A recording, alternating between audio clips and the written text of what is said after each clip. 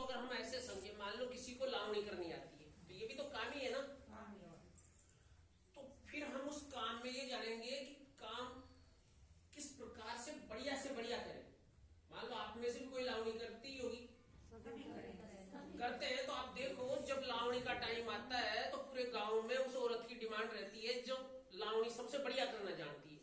जबकि पैसे सब बराबर लेते हैं, कम करने वाला भी, ज्यादा करने वाला भी, बढ़िया करने वाला भी, खराब करने वाला भी, लेकिन डिमांड उसकी रहती है। 2-4 दिन पहले ही उसकी बुकिंग हो जाती है।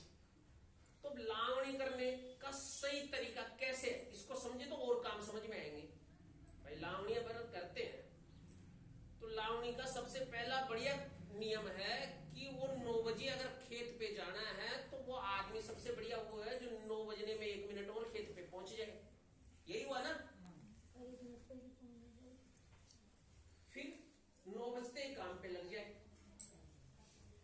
दोपहर में जब लंच करना हो तब वो लंच करे और उसके जस्ट बाद में फिर काम पे लग जाए और 5 बजे तक मान लो काम करते हैं तब तक वो काम करे। एक तो तरीका ये। दूसरा इसी में होता है कि साहब वो नीचे से अड़ा करके काटे जमीन के और कैटे को ढंग से पकड़े और फिर धरे, जब भी कैटे को ढंग से धरे, नोड़ाई नहीं बिखेरे। नोड़ाई नहीं बिखरनी चाहिए, ये भी जरूरी है। सफाई रहे काम में।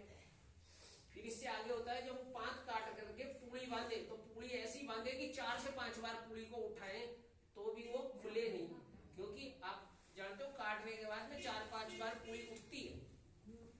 इधर उठा के रखेंगे, फिर डोली पे रखेंगे, फिर सुखाएंगे, तब पलटी मारेंगे, फिर एक जगह इकट्ठी करेंगे, फिर उठाएंगे, फिर वहां रखेंगे और फिर मशीन में जाएगी। इतना काम होता है नहीं, तो पूड़ी इतनी मजबूती से बंधे। ये भी उसका एक गुण है कि पूड़ी इतनी मजबूत हो।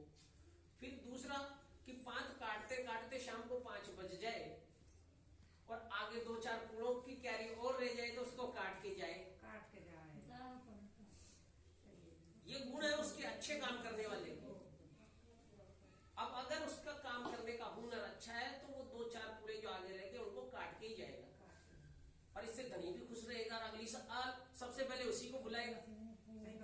तो काम करने वाले का तरीका सही था, पसंद सही थी, तो उसकी डिमांड बढ़ गई नहीं।